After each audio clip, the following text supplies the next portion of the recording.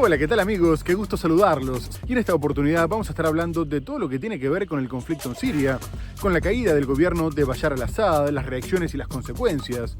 Vamos a abordar otras cuestiones como la guerra en Ucrania, la crisis política en Francia, el comienzo del juicio contra el primer ministro israelí Benjamin Netanyahu, el acuerdo comercial entre la Unión Europea y el Mercosur y mucho más. Así que ya mismo nos ponemos en marcha con el programa. Acompáñennos. El régimen sirio ha caído y su presidente Bashar al-Assad tomaba un avión a primera hora del domingo con rumbo desconocido. Netanyahu anunció el domingo que ordenó al ejército tomar una zona de amortiguamiento en los altos del Golán. El candidato a canciller germano lidera las encuestas por delante de los ultraderechistas de Alternativa para Alemania y los socialdemócratas en el gobierno. El presidente de Corea del Sur sobrevivió a una moción para destituirlo. Benjamin Netanyahu ha declarado hoy por primera vez como acusado en un triple caso de corrupción. ¿Conseguirá Macron una fractura en el bloque de las izquierdas si incluye a los socialistas? Al anunciarse el acuerdo para un tratado de libre comercio entre la Unión Europea y el Mercosur, después de 25 años de negociaciones. Y vamos a comenzar el programa hablando del conflicto en Siria, porque la ofensiva relámpago de los rebeldes finalmente derribó al gobierno de Bashar al-Assad. Fuerzas apoyadas por Turquía avanzaron en cuestión de días junto a milicias yihadistas que fueron filial de Al-Qaeda, tomando primero la importante ciudad de Alepo, después Hama, Homs y terminaron llegando a Damasco prácticamente sin encontrar resistencia, obligando a su mandatario a abandonar el país de urgencia. En un primer momento, Rusia desvió varios aviones de combate de Ucrania a Siria y bombardeó a los rebeldes en un intento de ayudar a su aliado. Hezbollah también envió algunas fuerzas especiales e Irán prometía su apoyo. Pero con la guerra en Ucrania, Siria dejó de ser una prioridad para Rusia, mientras que la milicia libanesa también atraviesa un momento difícil después de su enfrentamiento con Israel, por lo que no pudieron hacer demasiado, y Bashar al-Assad terminó abandonando el país con destino a Rusia, que le dio asilo humanitario. Tanto el ejército como el gobierno se mostraron favorables a un traspaso de poder ordenado, y el primer ministro, Mohamed al-Jalali, afirmó que estaba dispuesto a cooperar con el nuevo liderazgo y ofrecer todas las facilidades posibles, mientras que los insurgentes anunciaron un toque de queda de 13 horas en la capital.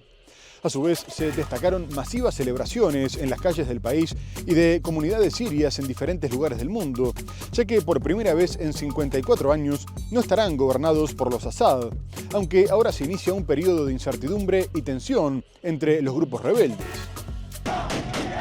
Lo que no consiguieron 13 años de guerra sangrienta con más de 600.000 muertos y millones de desplazados y refugiados se ha conseguido en tan solo 11 días de ofensiva. El régimen sirio ha caído y su presidente Bashar al-Assad tomaba un avión a primera hora del domingo con rumbo desconocido. Ha sido mientras los rebeldes entraban en Damasco. Ha sido la culminación de una ofensiva que comenzó el 27 de noviembre bajo el liderazgo de Abu Mohamed al-Jolani, el líder islamista que comanda el grupo rebelde Hayat Tahrir al-Sham, el más poderoso de los grupos insurgentes sirios, que se dirigía a la nación para anunciar la victoria, para confirmar la huida de al-Assad, al que ha calificado de tirano. La televisión estatal de Irán, el país que más respaldó al régimen sirio durante los años de guerra, informaba de la salida del presidente del país. Los mandos militares han notificado a sus oficiales que el régimen autoritario de 24 años del presidente Bashar al-Assad ha terminado. Los rebeldes han anunciado que las instituciones públicas quedarán bajo el control del hasta ahora primer ministro hasta que sean entregadas de manera oficial. Al-Jalali aparecía en este vídeo tendiendo la mano, ha dicho, a todo sirio que se interese por este país. La caída de Damasco ha sido el último paso de una ofensiva en la que las ciudades principales del país, Alepo, Hama, Homs, Deraa, han caído como caían los emblemas de la dinastía de al-Assad, que ha dominado el país durante 54 años. Sin resistencia y con un ejército debilitado sin la ayuda militar rusa de la que gozaron en otros tiempos. Y enseguida hubo reacciones internacionales. Estados Unidos considera como terrorista al líder del grupo islamista HTS, Abu Mohamed al-Jolani, y ofrece por él una recompensa de $10 millones. No obstante, el mandatario Joe Biden dijo que la caída de Bashar al-Assad era un acto de justicia, destacando que por primera vez ni Rusia, ni Irán, ni Hezbollah habían podido defender a ese horrible régimen. Y se agregó que si bien permanecerían atentos a lo que ocurriera en el país, evaluaban la posibilidad de dejar de considerar como terrorista al grupo que tomará el control, como gesto de acercamiento. Sin embargo, el presidente electo, Donald Trump, dijo que seguirán considerando a la organización como terrorista y que esta no era su lucha, por lo que se mantendrían al margen. No obstante, Estados Unidos teme que el Estado Islámico resurja en Siria y se apodere de armas químicas y bacteriológicas, por lo que ordenó bombardear 75 objetivos del ISIS.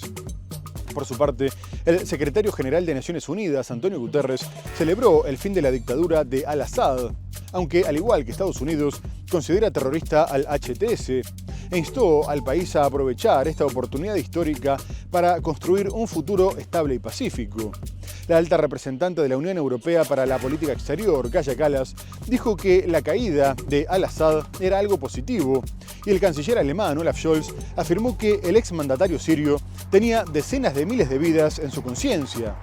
A su vez, Turquía se comprometió a ayudar a Siria a garantizar su unidad y su seguridad, y llamó a respetar a las minorías.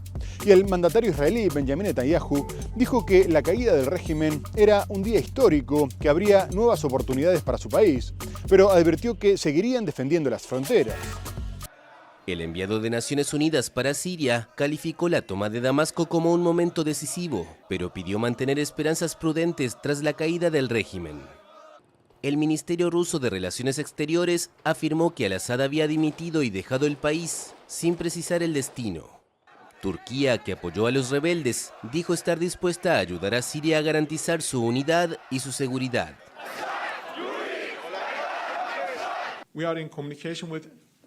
Estamos en comunicación con los grupos para asegurarnos de que las organizaciones terroristas, especialmente el ISIS y el PKK, no se aprovechen de la situación. Turquía se compromete a seguir luchando contra el terrorismo.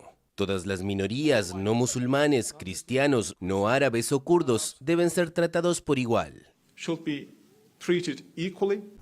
El primer ministro de Israel, Benjamin Netanyahu, destacó que la salida de al-Assad representa un día histórico en Medio Oriente. Y añadió que su país no permitirá que ninguna fuerza hostil se establezca en la frontera entre ambos países, a la vez que ordenó a su ejército que tomase el control de la zona siria del Golán. El régimen de al-Assad es un eslabón central del eje del mal de Irán, y ese régimen ha caído. Este es un resultado directo de los golpes que hemos infligido a Irán y Hezbollah, los principales partidarios del régimen de al-Assad. En una publicación en X, la jefa de Asuntos Exteriores de la Unión Europea, Kaja Kallas, ha asegurado que trabajará con todos los socios para reconstruir Siria y la región. También en X, el ministro de Asuntos Exteriores español, José Manuel Álvarez, ha pedido dar pasos para que sea el pueblo sirio el que decida quién y cómo debe ser gobernado. Bashar al-Assad era enemigo de Israel, pero el gobierno de Benjamin Netanyahu sabe que quienes tomaron el poder son grupos islamistas que recién abandonaron las prácticas terroristas en el 2017. Y no son pocos los que creen que se muestran moderados para afianzar su poder interno, pero que es cuestión de tiempo para que se vuelvan a radicalizar.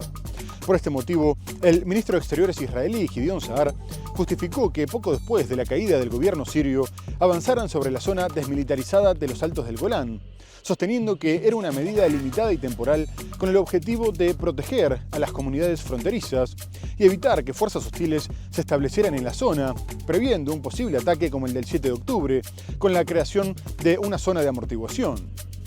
Además, aseguró que el acuerdo de retirada firmado con Siria en 1974 había colapsado junto con el gobierno y que buscarían firmar otro con las nuevas autoridades, mientras les ordenó a los residentes de 5 aldeas sirias que permanecieran en sus casas hasta nuevo aviso. Israel se había apoderado de los Altos del Golán al final de la Guerra de los 6 días en 1967 y los anexó de forma unilateral en 1981. Y parte de su preocupación radica en que el líder yihadista que tomará el poder, Abu Mohammed al-Julani, tiene sus raíces familiares en la zona ocupada por Israel. Jordania denunció la nueva ocupación calificándola de agresión, temiendo que el gobierno de Benjamin Netanyahu se estuviera aprovechando del colapso de su vecino para seguir expandiéndose. Israel asegura que la avanzada de sus tropas en Siria, en la zona de distensión desmilitarizada en los Altos del Golán, es una medida limitada y temporal. Así lo aseguró el lunes el ministro de Relaciones Exteriores israelí, Gideon Sa'ar.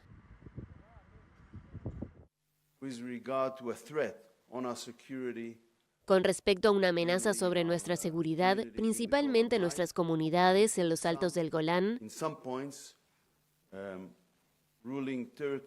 tomamos algunos territorios gobernantes cerca de la frontera para no ser sorprendidos por un 7 de octubre en la frontera siria. El primer ministro israelí, Benjamin Netanyahu, anunció el domingo que ordenó al ejército tomar una zona de amortiguamiento en los altos del Golán tras el derrocamiento de Bashar al-Assad en Siria. El dirigente realizó este anuncio durante una visita a los altos del Golán, ocupados por Israel y colindantes con la zona tapón, después de que el ejército informara que desplegó fuerzas en la zona. Jordania denunció el lunes este despliegue y lo tachó de agresión. Israel tomó parte de los altos del Golán, que pertenecían a Siria, en la guerra de 1967 y después anexó parte de este territorio estratégico en 1981, una acción no reconocida por la comunidad internacional, con excepción de Estados Unidos. Mientras tanto, el ministro de Asuntos Exteriores de Israel ha confirmado que sus fuerzas han atacado territorio sirio donde, según asegura, se guardaban armas químicas. Y mientras tanto, se intentaba dar vuelta a la página de forma organizada, para lo cual el líder rebelde se reunió con el ex primer ministro Mohammed al-Jalali. Mohammed al-Julani afirmó que lo primero era garantizar los servicios esenciales de la población y subrayó que la experiencia que habían adquirido en la provincia de Idlib, que gobernaban desde hace años, era muy satisfactoria, ya que si bien era más pequeña y con recursos limitados, habían podido hacer grandes cosas. Y justamente es el primer ministro de Idlib, Mohamed Bashir, que estuvo presente en la reunión, quien será el primer ministro del Líbano y a quien se le encargó conformar un gobierno de transición de 18 meses, antes de la convocatoria de elecciones, ya que este ingeniero especializado en estudios islámicos es miembro del Organismo de Liberación del Levante y es el hombre de confianza de al-Julani. Además, se pretende redactar una nueva constitución y refrendarla mediante un referéndum para generar consenso, aunque lo único que los unía con otros grupos rebeldes era la oposición a un gobierno que ya no existe. El sector público está colapsado, ya que muchos funcionarios no volvieron a sus puestos, pero mientras tanto hay un ambiente de júbilo y miles de refugiados hacían cola en la frontera con Turquía para regresar a su país. Y el presidente Recep Erdogan afirmó que abriría las fronteras para facilitarles el regreso. No obstante, Alemania, Bélgica, Austria, Países Bajos y el Reino Unido congelaron las solicitudes de asilo, por lo menos hasta ver si el nuevo gobierno alienta el retorno o provocará una nueva oleada de desplazados. El jefe de los rebeldes sirios, Abu Mohammed al-Jolani, se entrevistó el lunes con el primer ministro Mohammed al-Jalali. Busca coordinar una transición del poder que garantice el suministro de los servicios a la población siria. El primer ministro que encabeza un gobierno de salvación en el bastión rebelde en el noroeste de Siria, Mohammed Bashir, también estaba presente. De hecho, Bashir, de 41 años, ha sido mencionado como el más probable candidato a sustituir el cargo de primer ministro en el proceso de transición hacia un gobierno tras la caída de Assad. Han adquirido una gran experiencia. Es cierto que la región de Idlib es pequeña y sin recursos, pero hemos podido hacer grandes cosas en ella en el último periodo. Jalali dijo el domingo que está listo para cooperar con cualquier liderazgo escogido por el pueblo y para el proceso de traspaso de poderes. Se reunió en Damasco con el primer ministro saliente que presidió el gobierno de Assad. Las conversaciones se centraron en la transición política del país según la coalición rebelde. Con el recuerdo del caos que se desató en Libia tras la caída de Gaddafi, la celebración de Occidente fue moderada y el ascenso de Abu Mohammed al-Julani generó preocupación. El líder del grupo islamista Organismo de Liberación del Levante nació en Arabia Saudita, ya que su padre era ingeniero de petróleo y creció en un acomodado barrio de Damasco. No obstante, tanto la segunda intifada palestina en el 2000 como la invasión de Estados Unidos e Irak en el 2003 lo decidieron a dedicarse a defender a la comunidad árabe, considerando que era perseguida por los ocupantes e invasores, tras lo cual pasó 5 años preso en cárceles iraquíes.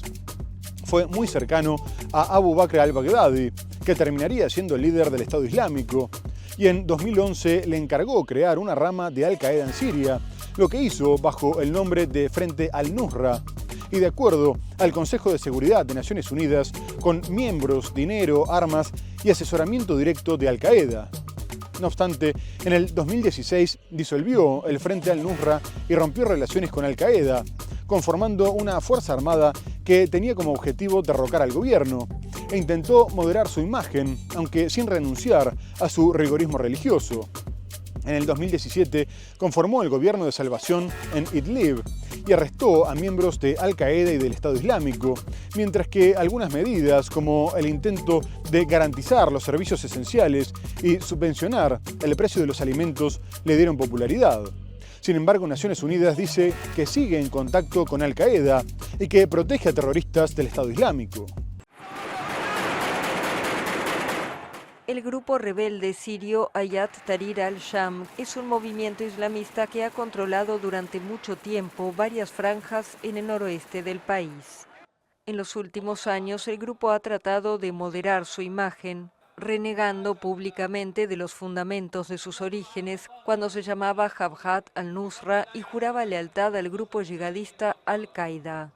Tahrir al-Sham adoptó su nuevo nombre en enero de 2017 y, según el International Crisis Group, detuvo en sus bastiones a responsables de Al-Qaeda y del grupo Estado Islámico. Compuesto esencialmente por combatientes sirios, ahora se reivindica como una alternativa política local.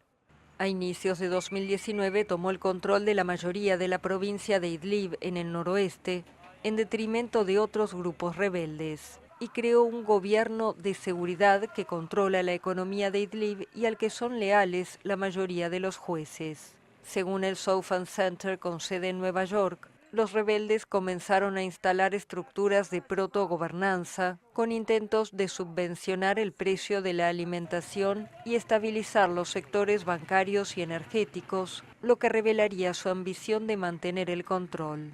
Ese gobierno de seguridad brinda servicios esenciales a la población en coordinación con organismos de ayuda internacionales. El grupo es considerado terrorista por la ONU, Estados Unidos y algunos países europeos. El Giulani es consciente de la desconfianza occidental, por lo que le concedió una entrevista a la CNN en la que afirmaba que la vida era una serie de etapas y que una persona no era la misma en cada una de ellas, porque si uno se aferraba a sus principios, no podría liderar una sociedad ni navegar un conflicto tan complejo como el sirio. Y agregó que ahora estaba convencido de que nadie tenía derecho de eliminar a ningún grupo social o religioso. Por último, aseguró que su organización no era un fin en sí misma, sino un medio para deshacerse de Al-Assad. El exmandatario heredó el poder de su padre a los 34 años, cuando era solo un oftalmólogo educado en Occidente, que aparecía como un joven que reformaría el país y lo alejaría de la opresión que se había vivido con su padre. Pero las protestas en su contra, que comenzaron en marzo del 2011, fueron reprimidas con extrema dureza e incluso ordenó atacar con gas sarín las zonas controladas por la oposición en los suburbios de Damasco, por lo que cientos de civiles fallecieron agónicamente, incluyendo muchos niños, mientras Naciones Unidas denunciaba una política estatal de exterminio. Además, durante la guerra civil, practicó la tortura y ejecuciones extrajudiciales de forma sistemática, y finalmente perdieron la vida casi 500.000 de personas, y la mitad de la población se vio desplazada. Hasta ahora había mantenido el poder con el apoyo de Rusia e Irán, pero terminó siendo derrocado casi sin oponer resistencia, y Turquía se convirtió en la potencia más relevante en el país. Durante más de 2 décadas, Bashar al-Assad ha gobernado Siria con mano de hierro. En el año 2000 heredó la presidencia tras la muerte de su padre, conocido como el líder eterno. Contó con el apoyo del Parlamento sirio, que aprobó reducir la edad con la que se podía acceder a la presidencia de 40 a 34 años. El pueblo le otorgó su confianza con más del 97% de los votos. Oftalmólogo de profesión, al-Assad llegó al poder con ideas de cambio para el país, afirmó su compromiso con la recuperación económica y se abrió al mundo occidental. En 2011, el deterioro de la situación socioeconómica y la represión política en el mundo árabe propició una oleada de protestas. La conocida como Primavera Árabe se extendió por toda la región, llegando a Siria. Al-Assad sofocó las protestas con contundencia. La población fue gaseada, bombardeada.